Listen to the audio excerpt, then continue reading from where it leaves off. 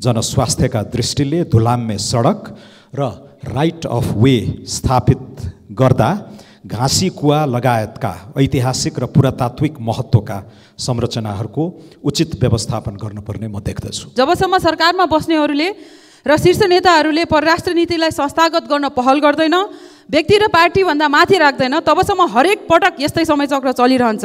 भातृ सङ्गठनहरूलाई राजनीतिक दलहरूले अहिले नै सुसंस्कृत तरिकाले सम्झाएर विद्यालयमा राजनीति बन्द गर भन्ने अनुरोध पनि गर्न चाहन्छु। नयाँ स्टक एक्सचेन्जमा डाइभर्ट गरी नेपालको पुँजी बजार निश्चित समूहको कब्जामा हुने गरी जुन नयाँ स्टक एक्सचेन्जलाई लाइसेन्स दिने तयारी गरिरहेको छ, यो अविलम्ब रोकिनुपर्छ। मेरो निर्वाचन क्षेत्र सौरालाई पर्यटकीय घोषणा क्षेत्र कहिले गरिन्छ भनेर यो सदनमा तेस्रो पटक पर्यटन मन्त्रीज्यूलाई ध्यानाकर्षण गराउन चाहन्छु। आज मात्रै शपथ लिएको नवनिर्वाचित सांसदका रूपमा बोल्दै गर्दा सर्वप्रथम नेपालमा लोकतान्त्रिक हक, अधिकार र स्वतन्त्रताका लागि लड्नुभएका हजारौं अग्रजहरू र ज्ञात अज्ञात शहीदहरूको स्मरण र सम्मान गर्न चाहन्छु। विश्वविद्यालयलाई अब पनि हामीले राजनीति गरिरहने हो भने यो देशको विकास कहिले गर्ने होला?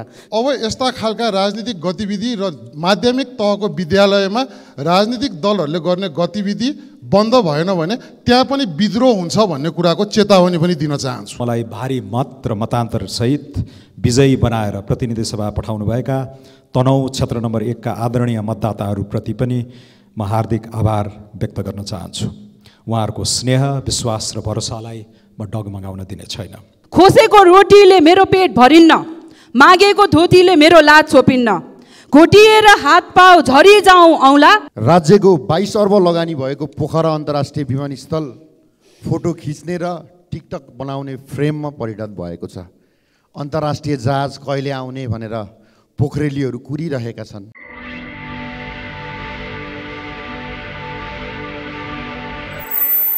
सम्माननीय सभामुख महोदय, आज मात्रै शपथ लिएको नवनिर्वाचित सांसदका रूपमा बोल्दै गर्दा सर्वप्रथम नेपालमा लोकतान्त्रिक हक, अधिकार र स्वतन्त्रताका लागि लड्नुभएका हजारौं अग्रजहरू र ज्ञात अज्ञात शहीदहरूको स्मरण र सम्मान गर्न चाहन्छु। हालै सम्पन्न निर्वाचनमा मलाई भारी मत र मतान्तर सहित विजयी बनाएर प्रतिनिधि सभा पठाउनुभएका तनहुँ क्षेत्र नम्बर 1 का आदरणीय मतदाताहरूप्रति पनि म हार्दिक आभार व्यक्त गर्न चाहन्छु। उहाँहरूको स्नेह, विश्वास र भरोसालाई म डगमगाउन दिने छैन। सभामुख महोदय, तनहुँ जिल्ला हुँदै पोखरा पुग्ने पृथ्वी लोकमार्गको विस्तार भइरहेको छ। यो आवश्यक छ, तर यसले सर्वसाधारण जनताको दैनिकीमा असुविधा पनि ल्याएको छ। जनस्वास्थ्यका दृष्टिले धुलाम्मे सडक र राइट अफ वे स्थापित गर्दा घाँसी कुवा लगायतका ऐतिहासिक र पुरातात्विक महत्त्वका संरचनाहरूको उचित व्यवस्थापन गर्नुपर्ने म देख्दछु। धन्यवाद। सभामुख महोदय, वैदेशिक हस्तक्षेप कसरी रोक्ने भनेर आज प्रस्ताव लिएर आएको छु। जबसम्म सरकारमा बस्नेहरूले र शीर्ष नेताहरूले परराष्ट्र नीतिलाई संस्थागत गर्न पहल गर्दैन, व्यक्ति र पार्टी भन्दा माथि राख्दैन, तबसम्म हरेक पटक यस्तै समय चक्र चलिरहन्छ। आज म त्यसलाई चिर्नलाई कङ्क्रिट प्रस्ताव पेश गर्दैछु। विदेश भ्रमणको कार्यसूची सदनबाट पास गर्नु पर्यो। भ्रमणपछि हाम्रो सन्धि ऐनको दफा 10 मा लेखे बमोजिम जानकारी गर्नु पर्यो। कुनै पनि सन्धि एक्लै सुटुक्क थानै नदिएर समग्र नेपाल र नेपालीलाई बन्धक गर्नको लागि यो प्रणाली अपनाउनुपर्छ। यदि भएपछि मात्र हाम्रा मित्र राष्ट्रहरूले पनि अब नेपालको परराष्ट्र मामिलामा एकरूपता आयो भनेर सन्देश दिन सक्छौँ। हामीले हाम्रा मुद्दा प्रष्ट राख्ने र मित्र राष्ट्रहरूको सुरक्षा चिन्ता पनि कुनै अर्को मित्र राष्ट्रलाई समेत सन्देह हुन नगर्ने गरी सम्बोधन गर्नुपर्छ। र अन्तमा म सबैलाई सम्झाउन चाहन्छु गोपाल योन्जनको गीत, खोसेको रोटीले मेरो पेट भरिन्न, मागेको धोतीले मेरो लाज छोपिन्न, घोटिएर हात पाउ झरी जाउँ औँला, तर कोही अगाडि। सम्माननीय सभामुख महोदय, 20 महिना अगाडि नेपालको पुँजी बजार लगभग 3200 इन्डेक्स वरिपरि थियो। आजको मितिमा इन्डेक्स 1889.75 मा सीमित छ। लगानीकर्ताले लाखौं रकम गुमाएका छन्। यस्तो गम्भीर परिप्रेक्ष्यमा सरकारी स्वामित्वमा रहेको नेपाल स्टक एक्सचेन्ज, जसले सरकारलाई प्रतिवर्ष लगभग 1 अर्ब रुपैयाँ लाभांश योगदान गरिरहेको थियो, यस्तो संस्थालाई कमजोर बनाई यसबाट भइरहेको बिजनेस नयाँ स्टक एक्सचेन्जमा डाइभर्ट गरी नेपालको पुँजी बजार निश्चित समूहको कब्जामा हुने गरी जुन नयाँ स्टक एक्सचेन्जलाई लाइसेन्स दिने तयारी गरिरहेको छ, यो अविलम्ब रोकिनुपर्छ। यदि सरकारको स्वामित्वमा रहेको स्टक एक्सचेन्ज आधुनिकीकरण गर्न साँच्चै निजी क्षेत्रलाई सहभागी गराउने हो भने वर्तमान स्टक एक्सचेन्जको ड्यू डिलिजेन्स अडिट पछि प्राप्त मूल्यमा निजी क्षेत्र वा पब्लिकको स्वामित्व कायम गराउन सकिने व्यवस्था हुनुपर्छ भन्ने कुरामा सभामुख मार्फत सरकारको ध्यान आकर्षण गराउन चाहन्छु। यस पूर्व नै सरकारी पुनर्बिमा कम्पनीलाई धाराशाही बनाउने गरी नयाँ पुनर्बिमा कम्पनी स्थापना भएको जग जाहेर नै छ। यस्तो राज्यप्रति देखाइने घुमौरो धोका। सम्माननीय सभामुख महोदय, 56 लाख लगानीकर्ताले लगानी गरेको नेपालको पुँजी बजार विगत 20 महिनादेखि निरन्तर घटेको छ। लगानीकर्ताहरूले करिब 17 खर्ब आफ्नो लगानी गुमाइसके। नियामकले मौद्रिक नीति मार्फत गलत औजार प्रयोग गर्यो, अव्यावहारिक औजार प्रयोग गर्यो, जसका कारण 20 महिना अगाडि नेपालको पुँजी बजारले मासिक 3.25 अर्ब राजस्व योगदान गर्थ्यो। अहिले जम्मा महिनाको 5 करोड मात्रै योगदान गर्न सकेको छ। म अर्थमन्त्रीज्यूलाई गम्भीर ध्यानाकर्षण गराउन चाहन्छु, यो विषयमा संवेदनशील हुन ध्यानाकर्षण गराउन चाहन्छु। अर्को प्रसङ्ग, मेरो निर्वाचन क्षेत्र सौरालाई पर्यटकीय घोषणा क्षेत्र कहिले गरिन्छ भनेर यो सदनमा तेस्रो पटक पर्यटन मन्त्रीज्यूलाई ध्यानाकर्षण गराउन चाहन्छु। धन्यवाद। सम्मान्य सभामुख महोदय, प्रचलित शिक्षा ऐन र नियमावली विपरीत राजनीतिक दल र भातृ सङ्गठनका गतिविधि गरेको भन्ने कुराको हामीलाई ध्यान आकर्षण भएको छ। हामी निर्वाचित भएको क्षेत्रका विद्यालयमा झन्डाहरू सहितै राजनीतिक दलका भातृ सङ्गठनहरूले कार्यक्रमहरू गरेको भन्ने गुनासो आएको छ र त्यसलाई रोक्न खोज्दाखेरि त्यहाँ चाहिँ भातृ सङ्गठनले अभद्र व्यवहारहरू गरेको भन्ने जानकारी आएको छ। सभामुख महोदय मार्फत म विद्यार्थीहरूको भविष्यसँग खेलवाड गर्न पाइँदैन भन्ने सबै राजनीतिक दलहरूलाई निवेदन गर्न चाहन्छु र साथसाथै म सतर्क के पनि गर्न चाहन्छु भनेर भन्दाखेरि अब यस्ता खालका राजनीतिक गतिविधि र माध्यमिक तहको विद्यालयमा राजनीतिक दलहरूले गर्ने गतिविधि बन्द भएन भने त्यहाँ पनि विद्रोह हुन्छ भन्ने कुराको चेतावनी पनि दिन चाहन्छु। भातृ सङ्गठनहरूलाई राजनीतिक दलहरूले अहिले नै सुसंस्कृत तरिकाले सम्झाएर विद्यालयमा राजनीति बन्द गर भन्ने अनुरोध पनि गर्न चाहन्छु। नेपालको जय होस्। सम्माननीय सभामुख महोदय, राष्ट्रिय आविष्कार केन्द्रका अध्यक्ष महावीर पुन अनुसन्धान, नवप्रवर्तन र आविष्कार गर्न प्रोत्साहन गर्ने कानुन र स्रोतको मागसहित आन्दोलनरत हुनुहुन्छ। अन्तर्राष्ट्रिय अध्ययनहरूले आर्थिक विकास र अनुसन्धानमा हुने लगानी बीच प्रत्यक्ष सम्बन्ध हुन्छ भनेर भनेको छ, तर नेपालमा रिसर्च इन्भेस्टमेन्ट अत्यन्त कम छ। हामीसँग शिक्षासँग जोडिएको विज्ञान र प्रविधि मन्त्रालय पनि छ। विज्ञान र प्रविधिमा हाम्रो चालु वर्षको बजेटको मात्र 0.08% मात्र छुट्याइएको छ, जुन हाम्रो जिडिपीको 0.029% मात्र हो। उता भारतले 1%, चाइनाले 2.5% र इजरायलले 5.5% रिसर्चमा लगानी गर्ने गर्छन्। नेपाल सरकारले हरेक वर्ष नवप्रवर्तन र युवा उद्यमशीलताको कार्यक्रम राख्ने गर्छ, तर पछिल्लो 7 वर्ष ती कुनै पनि कार्यक्रम कार्यान्वयनमा आएका छैनन्। सम्मानित सदनबाट पारित बजेट र कार्यक्रम कार्यान्वयन नहुनु के यो सदनको? सम्माननीय सभामुख महोदय, नेपाल यति बेला जनसाङ्ख्यिक लाभांशमा छ। धेरै उमेर समूहका हाम्रा जनसङ्ख्या विश्वविद्यालय जाने र काम गर्ने उमेर समूहमा हुनुहुन्छ, तर विश्वविद्यालयको स्थिति नसुध्रिँदाखेरि अहिले विश्वविद्यालयमा अध्ययन अनुसन्धान हुँदैन र बजारले चाहेको क्षमतावान मान्छेहरू हामीले उत्पादन गर्न सकेनौँ। त्यसले हाम्रो राष्ट्रिय उत्पादनमा कतै टेवा दिएन र बजारसँग जोड्न सकेनौँ। यसै वर्ष मात्रै 1,17,000 विद्यार्थीहरूले बाहिरको विश्वविद्यालय पढ्नलाई अनुमति लिनुभएको छ। यसरी हाम्रो विश्वविद्यालय जर्जर भइरहने हो भने हामीले नेपाली समाज कहिले रूपान्तरण गर्ने, नेपाली समाजको विकास कहिले गर्ने? हामीलाई के विश्वास छ भने समाज रूपान्तरणको सबैभन्दा शान्तिपूर्ण र सबैभन्दा सद्भावपूर्ण क्षेत्र भनेको शिक्षा क्षेत्र हो, तर राजनीतिले थिलो थिलो बनाएको हाम्रो शिक्षा क्षेत्र आज जर्जर छ। त्रिभुवन विश्वविद्यालय जस्तो एउटा ऐतिहासिक विश्वविद्यालयलाई अब पनि हामीले राजनीति गरिरहने हो भने यो देशको विकास कहिले गर्ने होला? सम्माननीय सभामुख महोदय, म नेपाल सरकारको शिक्षा मन्त्रालयलाई र शिक्षा मन्त्रीलाई आग्रह गर्न चाहन्छु, कृपया शिक्षा मन्त्रालयलाई त्रिभुवन। सम्माननीय सभामुख महोदय, राज्यको 22 अर्ब लगानी भएको पोखरा अन्तर्राष्ट्रिय विमानस्थल फोटो खिच्ने र टिकटक बनाउने फ्रेममा परिणत भएको छ। अन्तर्राष्ट्रिय जहाज कहिले आउने भनेर पोखरेलीहरू कुरिरहेका छन्। पर्यटन व्यवसायमा धेरै लगानी गरेका व्यवसायहरू पर्यटक कुरिरहेका छन्। सम्माननीय सभामुख महोदय, तर गरिबको लागि सरकार कहिले गम्भीर हुने होला? पोखराको पृथ्वी चोक स्थित फुटपाथ व्यापारीलाई हङकङ बजार नामाकरण गरी एउटै छानामुनि आफ्नो व्यापार गर्दै गर्दा देशमा भएको अर्थतन्त्रको खस्कदो अवस्थाले देश आज चरम मन्दीमा गुज्रिरहेको अवस्थामा मूल्य वृद्धि, राज्यको बढ्दो कर, शिक्षा स्वास्थ्यको खर्चिलो र महँगो अनि दयनीय अवस्थाले गर्दा गरिब र मध्यमवर्गीय जनताको बाँच्न पाउने नैसर्गिक अधिकारमा आज प्रश्न चिन्ह खडा भएको छ। र त्यहाँ कृषि सामग्री कम्पनी लिमिटेडद्वारा 400% भाडा वृद्धि गरेर फुटपाथ व्यापारीहरूलाई एउटा आतंकित बनाउने काम भएको छ। म सभामुख महोदय मार्फत सरकारको ध्यानाकर्षण गराउन चाहन्छु कि गरिबले आज म छुट्टै विषय उठान नगरेर यसभन्दा पहिला उठाइसकेका विषयहरूको जवाफ स्पष्ट जवाफ नआएको हुनाले उनै प्रश्नहरू दोहोऱ्याउने अनुमति चाहन्छु।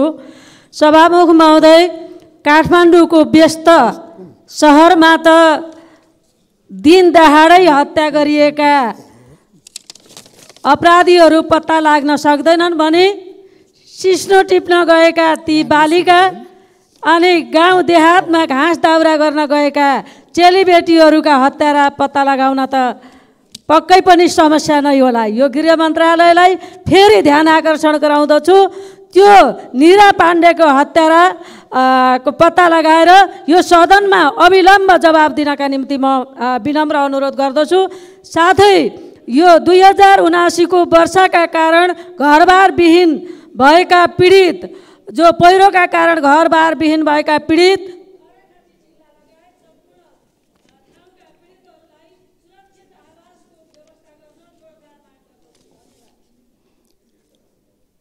अब मान्य विद्या भट्टराई।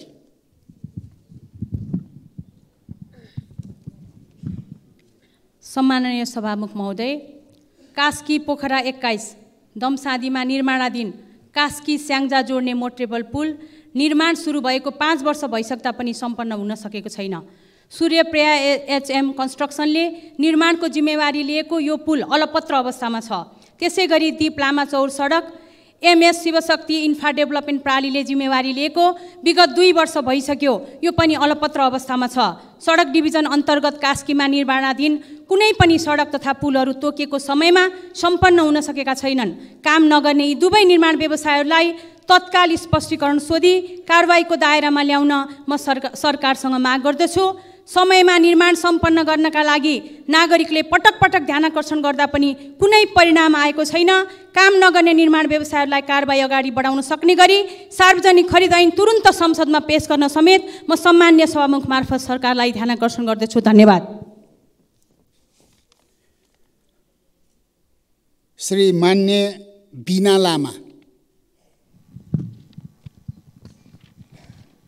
सम्माननीय सभामुख महोदय, धादिङ जिल्लाको नीलकण्ठ नगरपालिकाका जनताको समस्या समाधान गरियोस् भन्ने निवेदन गर्न चाहन्छु। सभामुख महोदय, धादिङ जामरुङ बायुगुठीमा जम्मा 3500 घरधुरी रहेको छ। 2032 सालको नापीदेखि नै जक्काधनी पूर्जमा जक्काधनी महलमा व्यक्तिको नाम कायम थियो, तिरो पनि तिर्दै आइरहेको थियो। गणतन्त्र आएपछि जक्काधनी महलमा मोही लेखिदिएकाले कारोबार गर्न कठिन भएको यहाँको जनताको गुनासो छ। त्यसैले यहाँको जनताको समस्याको समाधान छिटोभन्दा छिटो गरियोस् भनी नेपाल सरकारको कार्यपालिकालाई विशेष ध्यान आकर्षण गराउन चाहन्छु। धन्यवाद। माननीय श्री विनोद कुमार चौधरी।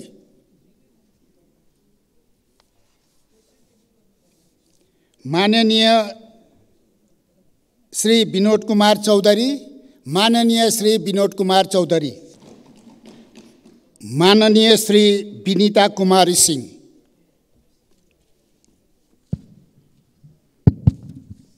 सम्माननीय सभामुख महोदय, हाम्रो देशको जुनसुकै सरकारी निकायमा बिना घुसको कुनै पनि काम नहुने अवस्था छ। खास गरी अदालत, मालपोत, नापी शाखा तथा यातायातमा खुल्ला रूपमै घुस लिने गरेको अवस्था छ। यसले के बताउँछ भने सरकार नागरिकप्रति पूर्ण जिम्मेवार छैन।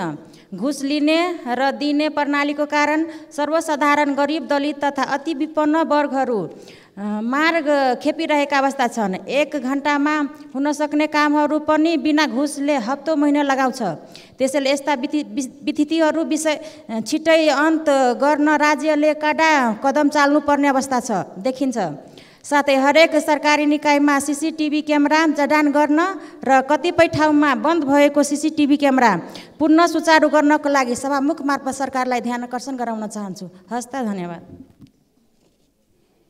अब माननीय श्री श्याम कुमार घिमिरे।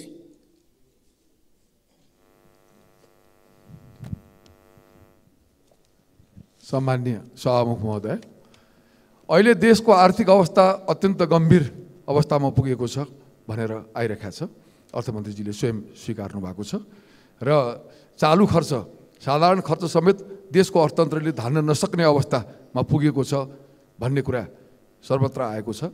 तर यही बिचमा अयोग्य लडाकुको नाउँमा 16 वर्षपछि आएर देशको यस्तो आर्थिक अवस्था भएको बेलामा यो 2-2 लाख रुपियाँ पैसा बाँड्ने कार्यविधि पारित भयो भनेर चाहिँ गृह मन्त्रालयको प्रवक्ताले जुन कुरा बोल्नुभएको छ, जुन कुरा आएको छ, त्यसमा मेरो गम्भीर आपत्ति छ र यो कुरा तत्काल सरकारले फिर्ता लियोस् र अहिलेको अवस्था, यो आर्थिक अवस्थालाई सुदृढ गर्नको निमित्त यस्ता किसिमका क्रियाकलापहरू आउने दिनमा पनि बन्द गरियोस् भनेर म जोरदार रूपमा माग गर्दछु। धन्यवाद। माननीय श्री शान्ति विक।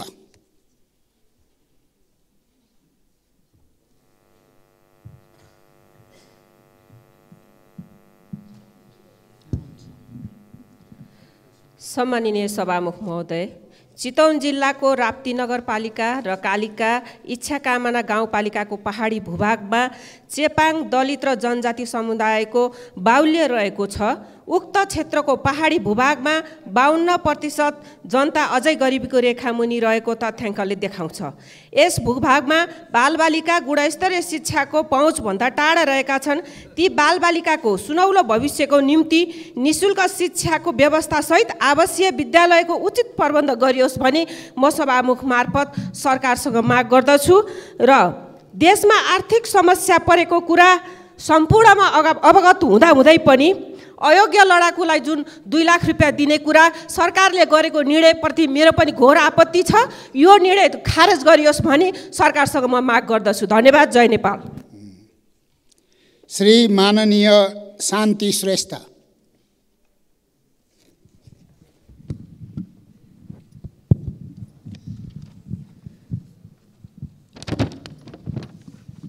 सम्माननीय सभामुख महोदय, अहिले हाम्रो देशमा प्रमुख समस्या बेरोजगारी बनेको छ। त्यसमा पनि युवा विद्यार्थी बढी मारमा परेको छन्। उनीहरू रोजगारीका अभावले डिग्री सर्टिफिकेट हातमा लिएर पनि घरमा बस्न बाध्य छन्। त्यसमा पनि फरक क्षमता भएका विद्यार्थीहरू दयनीय अवस्थामा छन्। सभामुख महोदय, के हाम्रो देशका युवा विद्यार्थीहरूलाई विदेश पठाइरहने नै हो?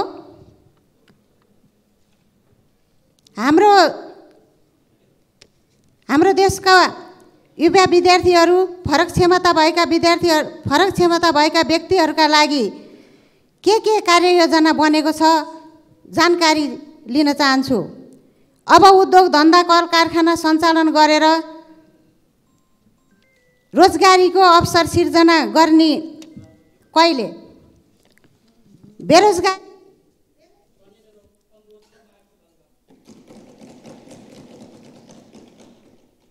माननीय श्री शोभा ग्यावाली।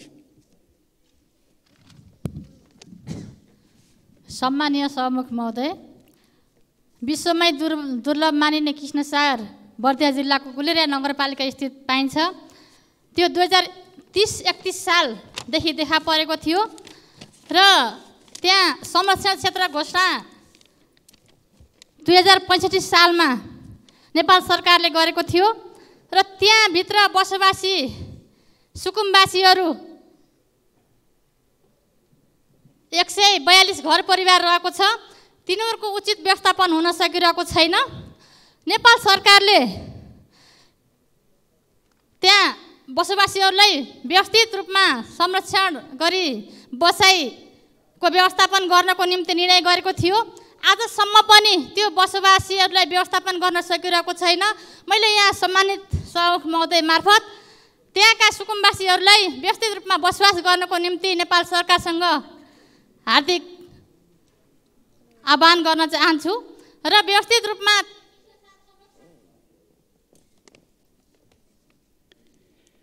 माननीय श्री सन्तोष चालिसे।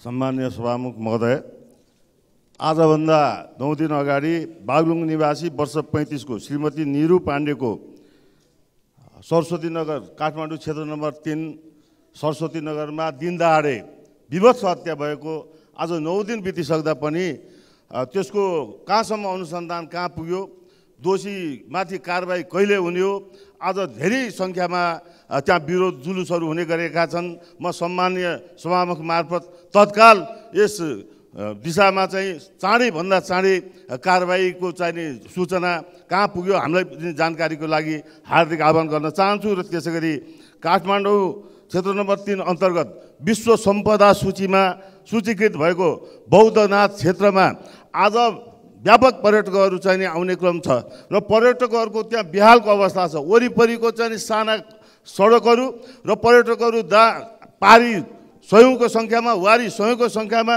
त्यहाँ बाटो क्रस गर्न नसकेर बिजोको अवस्थामा रहेको देखिन्। माननीय श्री सपना राज भण्डारी।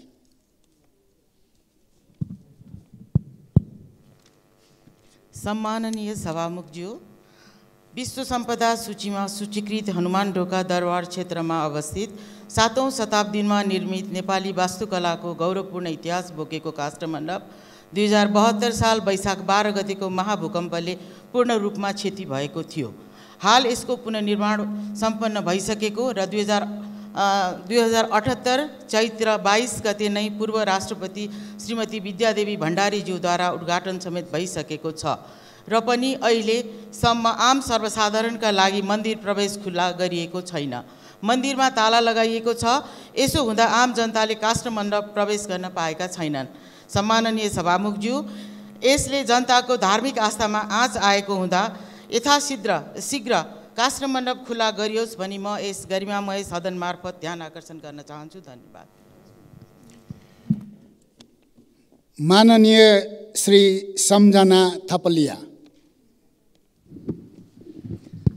सम्माननीय सभामुख महोदय, मधेस क्षेत्रले आधा शताब्दीभन्दा बढी पर्खेर पाएको भनेको हुलाकी राजमार्ग। आज हुलाकी मार्गको सिरा र धनुषा जोड्ने कमला पुल निर्माण सम्पन्न हुने बित्तिकै भत्किएको छ। आज त्यहाँका जनताहरूले शास्ति बेहोरिरहनु भएको छ।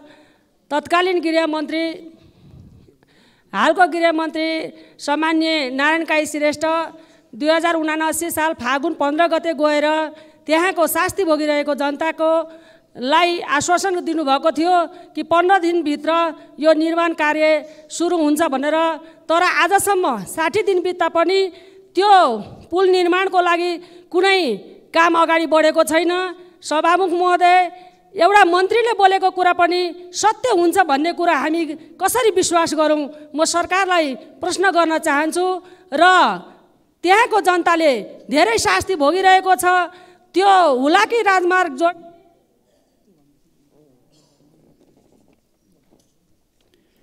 माननीय श्री सरस्वती बजिमय। सम्माननीय सभामुख महोदय, खोटाङ जिल्लाको तराई जोड्ने बाटो मौरे राजापानी फोक्सिङ टारको हिलो र धुलो बाटोबाट गुज्रेको छ। मौरे राजापानीको ठेकेदार कामै छोडेर हिँडेको छ भने राजापानी फोक्सिङ टारको काम कछुवा गतिमा छ। धुलो त खाइसक्यो भने अब वर्षायाम लाग्दैछ। त्यसैले हिलाम्मे सडकबाट आवत जावत गर्न धेरै कठिनाइ हुने हुनाले यो सडक छिटोभन्दा छिटो काम सम्पन्न गर्न सभामुख मार्फत सम्बन्धित निकायको ध्यानाकर्षण गराउँदछु। त्यस्तै सुक्खा क्षेत्र हलेसी तुवाचुङ नगरपालिकाको जनताले अझै पनि काकाकुल हुन परेको छ। 8 वर्ष अगाडि ठेक्का लागेको लिफ्टिङ खानेपानी योजना अझै कम्प्लिट हुन सकेको छैन। योजना पुरा गर्न 7 करोड रुपैयाँका आवश्यक परेको हुँदा निकासाका लागि सभामुख मार्फत सम्बन्धित निकायको ध्यान आकर्षण गराउँदछु। धन्यवाद। माननीय सरिता प्रसाई। सम्माननीय सभामुख महोदय, देशको आर्थिक अवस्था कमजोर भएको बेला जबरजस्ती निर्णय गर्न मिल्दैन।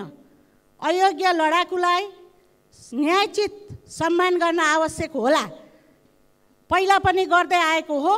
तर आर्थिक सङ्कट भएको बेला यसरी पैसा बाँड्न अनुचित हुन्छ। कुनै पार्टीलाई यसले फाइदा गर्ला तर मुलुकलाई अन्याय हुन्छ। सभामुख मार्फत म सरकारको गम्भीर ध्यान आकर्षण गर्न चाहन्छु। धन्यवाद। जय नेपाल। माननीय श्री सरिता भुसाल।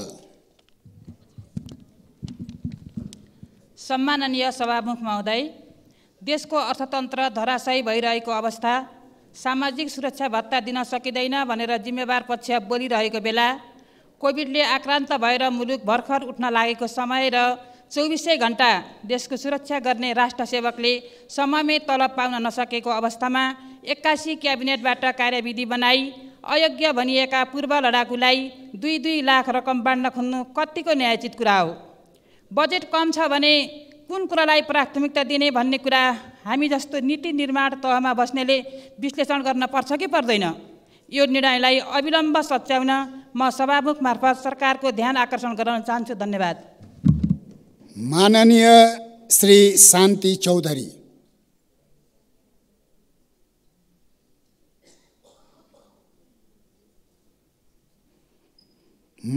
माननीय श्री शान्ति चौधरी, माननीय श्री शान्ति चौधरी।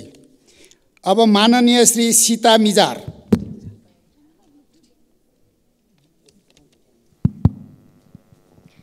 सभामुख महोदय, 6 दशक अघि नै सडक र जलविद्युतमा पहुँच भएको नुवाकोट जिल्ला अहिले आएर कुनै राम्रो परियोजना र पूर्वाधारको अभावमा पहिचानको सङ्कटमा छ।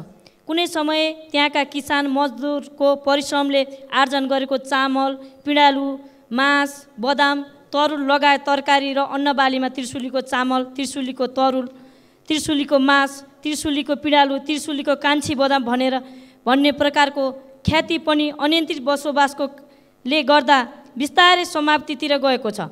तसर्थ तर्जुमा चरणमा रहेको नीति तथा कार्यक्रम बजेट नुवाकोटको कृषि उत्पादनमा आधारित उक्त परिचालनलाई बचाउन उपयुक्त भू उपयोग नीति सहितको कार्यक्रम समावेश गरी कार्यान्वयन गर्न र नुवाकोटमा रहेको धार्मिक, सांस्कृतिक, प्राकृतिक, ऐतिहासिक अथवा पर्यटनको सम्भावना समेत कृषि क्षेत्रसँग जोडेर विकास गर्न म यस गरिमामय संसद मार्फत सरकारको गम्भीर ध्यानाकर्षण गराउन चाहन्छु। धन्यवाद। जय नेपाल। माननीय श्री सुनिता बराल।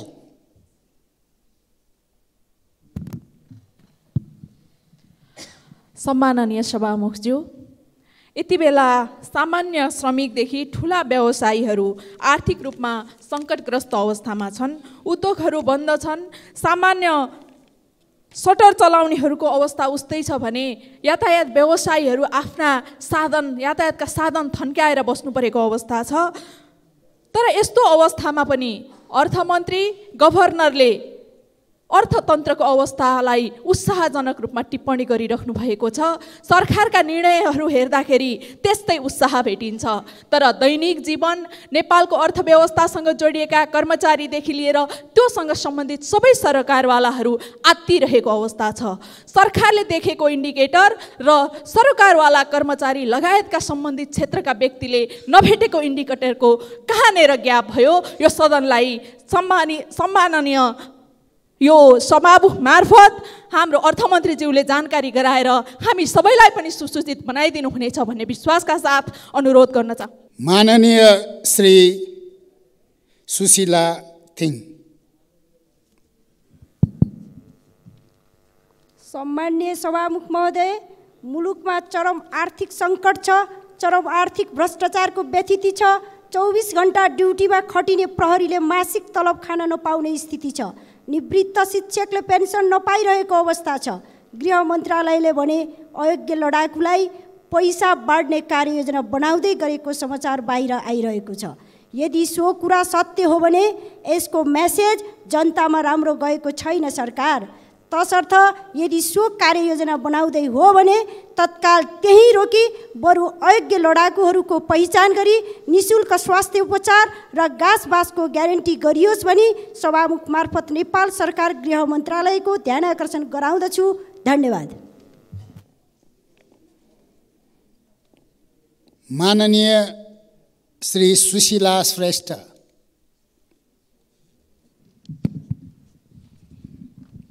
सभामुख महोदय, नेपालमा वैज्ञानिक महावीर पुनको अगुवाईमा राष्ट्रिय आविष्कार केन्द्र स्थापना भई अनुसन्धानको कार्य अगाडि बढाउनु हाम्रो गर्वको विषय हो। वैज्ञानिक पुनले केही समय अगाडि राष्ट्रिय आविष्कार केन्द्रका निम्ति सिंहदरबारभित्र रहेको प्रयोगहीन अवस्थामा रहेको थोत्रा पुराना खिया लगिसकेको गाडी सरकारसँग माग गरेका थिए। प्रायोगिक अवस्थामा कुहेर जाने राज्यका त्यस्ता सम्पत्तिहरूलाई प्रयोगशालाकै निम्ति दिन आवश्यक रित पुर्याएर चाँडो उपलब्ध गराइयोस्। नेपाल सरकारका विभिन्न निकायहरूमा महँगा फर्निचरहरू डम्पिङ साइटमा कुहेर गइरहेका छन्। त्यसलाई पुनर्प्रयोग गरेर स्टोर क्लियरेन्स गर्ने र सरकारको थोरै भए पनि आम्दानी गरी उपयोग गर्ने व्यवस्था मिलाइयोस्। माननीय श्री सूर्य कुमारी श्रेष्ठ। सम्माननीय सभामुख महोदय, दैलेख जिल्लाको ऐतिहासिक पञ्चकोशी तीर्थस्थल कोटिला, श्रीस्थान, नाभिस्थान, पादुका र धुलेश्वर जाने दैलेख सदरमुकामदेखिको मुख्य सडक श्रीस्थान सडक पक्की निर्माणको लागि प्रदेश सरकारबाट पटक पटक ठुलो रकम विनियोजन भए तापनि सो सडकको ठेकेदार जिल्ला कालीकोटको तारासाईको चरम बेइमानी, लापरवाही र भ्रष्टाचारका कारण हाल आएर त्यो सडक अस्तव्यस्त अलपत्त अवस्थामा छ। साथै सो सडक निर्माणको क्रममा दैनिक काम गरी खाने कुली मजदुरीहरू, स्थानीय कुली मजदुरीहरूलाई सो सडकको निर्माणको लागि धेरै दिन काम लगाएर आर्थिक विनियोजन पनि उनीहरूलाई नदिएर चरम ठगी गरेको कारणले यो मुद्दा अख्तियारमा समेत परिसकेको छ र म वर्तमान सरकारलाई पनि ध्यान आकर्षण गर्न चाहन्छु। सत्य तथ्य छानबिन गरी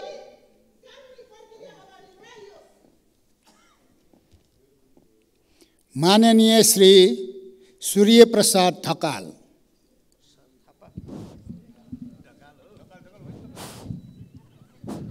हेलो, सम्माननीय सभामुख महोदय, हाम्रा बाजेहरू पहाडबाट तराई झर्दा जल जमिन र पानीलाई आधार मानेर तराई झर्नु भएको हो। जनता मध्यवर्ती क्षेत्रको विरुद्धमा छन्। मध्यवर्ती क्षेत्रले जल जमिन र जङ्गल माथिको अधिकारलाई खोज्दैछ। मध्यवर्ती क्षेत्र विद्युतको पोल गाड्न दिन्छ, तार तान्न दिँदैन, पानीको ट्याङ्की बनाउन दिन्छ, पाइप विस्तार गर्न दिँदैन, डाले घाँस लगाउन दिन्छ, काट्न दिँदैन, बाख्रा किन्न दिन्छ, खोर बनाउन दिँदैन, आँगन अगाडिको खाल्टो पुर्न आँगन पछाडिको माटो ल्याउन दिँदैन। 3 पुस्ता बसोबास गरेका जनतालाई जग्गा धनी लाल पूर्जा वितरण गर्ने कुरामा अवरोध गर्छ। त्यसकारण मध्यवर्ती क्षेत्रलाई वन कार्यालयको मातहतमा ल्याउन, मानव र विकास विरोधी ऐन कानुन हटाउन, मध्यवर्ती क्षेत्र पूर्ण रूपले खारेज गर्न सभामुख मार्फत नेपाल सरकारसँग म माग गर्न चाहन्छु। साथै राप्ती सोनारी उडान नम्बर 9 चुके नाला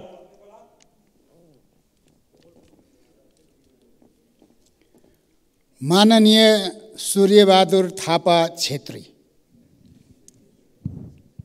सम्मान्य सभामुख महोदय, मुलुकको राष्ट्र प्रमुख बिरामी भएर छिमेकी मित्र राष्ट्रको अस्पतालमा हुनुहुन्छ भन्ने कुरा सार्वजनिक छ। राष्ट्रपति कार्यालयले उहाँ त्यहाँ उपचार गर्न जान इच्छुक हुनुहुन्थेन भनेर औपचारिक रूपमा वक्तव्य दिएको छ। सामाजिक सञ्जालहरूमा, पत्र पत्रिकाहरूमा राष्ट्रपतिलाई एयर एम्बुलेन्सबाट लगिँदा समेत गरी झन्डै 2.5 करोडभन्दा बढी खर्च भएको विवरण पनि सार्वजनिक छ, तर सरकारले संसदलाई केही जानकारी गराउन्न। यो भएको के हो? सामान्य पेट दुख्दा एयर एम्बुलेन्स खर्च गर्नुपर्ने यति समृद्ध, यति हैसियतवान मुलुक नेपाल रहेको हो कि होइन? यसबारेमा म सरकारको गम्भीरतापूर्वक ध्यानाकर्षण गराउन चाहन्छु। अझ प्रधानमन्त्रीले राष्ट्रपतिलाई जोड गरेर भारत पठाउनु भएको भन्ने राष्ट्रपति कार्यालयको वक्तव्यमा उल्लेख छ। यसबारेमा स्पष्ट पारियोस्। धन्यवाद। माननीय श्री सूर्यमान तामाङ डोङ।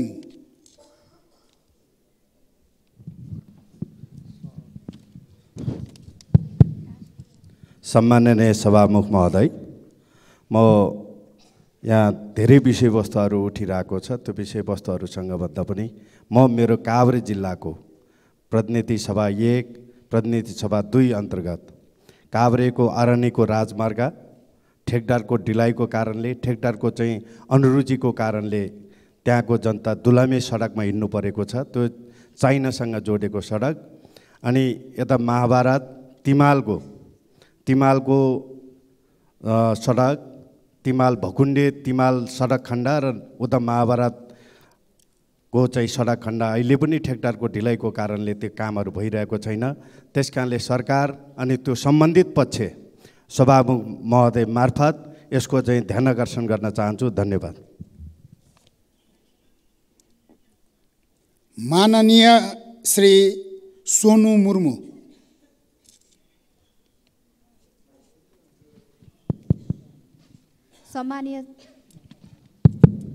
सम्मानीय सभामुख महोदय, हाम्रो देश अहिले विशेष गरेर विपन्न परिवार र मध्यमवर्गीय परिवारहरू बेरोजगारको कारण सङ्कटमा हुँदै हुँदा फेरि मिटर ब्याजीहरू र ब्याङ्कहरूको मनमानी ब्याज बढाएर घाउमा नुन छर्किने काम गरेका छन्। किसानहरूलाई मलखाद बिउ बिजनको अभाव त छँदैछ, उत्पादन गरिएको अन्न बालीहरूको पनि समयमा उचित मूल्य नतोकिदिँदा किसानहरू अझ मारमा छन्। यस्तो सङ्कटको घडीमा पनि हाम्रो देशमा भएको सरकारी हस्पिटलहरू जनमाझ सही उपचार नहुनु र प्राइभेट हस्पिटलहरूको चर्को असरले आम गरिब जनतालाई थप मारमा रहेका छन्। आम जनतालाई राहत दिने काम यथाशीघ्र गरियोस्। सभामुख मार्फत सरकारको ध्यान आकर्षण गर्न चाहन्छु। धन्यवाद। माननीय श्री सञ्जय कुमार गौतम। सम्मानीय सभामुख महोदय, बर्दिया जिल्लाको तारातालदेखि मुगु जिल्लाको रारातालसम्म जोड्ने बुढीगाउँ तेलपानी सुर्खेत सडक रणनीतिक महत्त्वको छ। यसले कर्णालीको निकास र बर्दिया लगायत त्यस क्षेत्रको समग्र आर्थिक विकासमा गुणात्मक फड्को मार्ने निश्चित छ। तर सरकार यो विषयमा गम्भीर हुन सकेको छैन। सरकारको ध्यान जाओस्। यसै आर्थिक वर्षको बजेट विनियोजन गर्दा यो सडकलाई प्राथमिकता राखियोस् र सरकारसँग जोरदार माग गर्न चाहन्छु। साथसाथै सभामुख महोदय, देशको आर्थिक स्थिति कमजोर छ, जर्जर छ। टाट पल्टिन लागेको बेलामा अयोग्य लडाकुहरूलाई 2 लाख दिने भन्ने कुरा सर्वथा अनुचित छ। सरकारले यो निर्णय फिर्ता लियोस्। मेरो गम्भीर आपत्ति छ। धन्यवाद। माननीय श्री हितराज पाण्डे। सम्मानीय सभामुख महोदय, सबभन्दा पहिले त गत वैशाख 10 गतेको उपनिर्वाचनबाट निर्वाचित सबै नवनिर्वाचित माननीय सदस्यहरूलाई बधाई ज्ञापन गर्दछु। उहाँहरूको कार्यकालको सफलताको शुभकामना व्यक्त गर्दछु। हामी अहिले सङ्घीय लोकतान्त्रिक गणतन्त्रमा आएका छौँ। यसका लागि जनयुद्ध, जनआन्दोलन लगायत हजारौँ शहीदहरूले बलिदान दिनुभएको छ। अझै हजारौँ बेपत्ता योद्धाहरू हुनुहुन्छ। शान्ति प्रक्रियाका कैयौँ कामहरू बाँकी नै छन्। यी सबै कामहरूलाई हामीले सक्नुपर्ने छ। त्यसका लागि सदनको, सरकारको म गम्भीर सभामुख मार्फत ध्यान आकर्षण गर्न चाहन्छु। धन्यवाद। माननीय श्री हेमराज राई। सभामुख महोदय, वैदिक र पौराणिक ग्रन्थहरूमा समेत वर्णन गरिएको किराँत जाति, सभ्यता र संस्कृति आज सम्भवतः नेपालमा मात्र जीवित छ। यस्तो ऐतिहासिक सभ्यता र संस्कृतिको संरक्षण र विकासको लागि आजसम्म पनि नेपाल सरकारबाट ठोस योजना र कार्य नगरिनुले हामीलाई दुःख र लज्जाबोध गराएको छ। त्यसैले म सरकारसँग माग गर्दछु, कि यही आर्थिक वर्षको बजेटमा किराँत संस्कृति तथा सांस्कृतिक स्थलहरूको संरक्षण र विकासको लागि एक विकास कोषको स्थापना गरियोस्। सभामुख महोदय, कोशी प्रदेशको नामाकरणको विरुद्ध चलिरहेको आन्दोलन अहिले अमर्यादित र अराजक बन्दै गइरहेको छ। यसमा म क्षोभ प्रकट गर्दछु।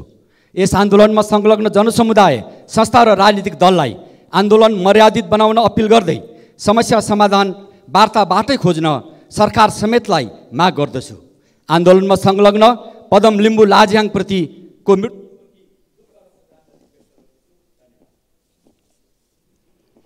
माननीय श्री हृदयराम थानी।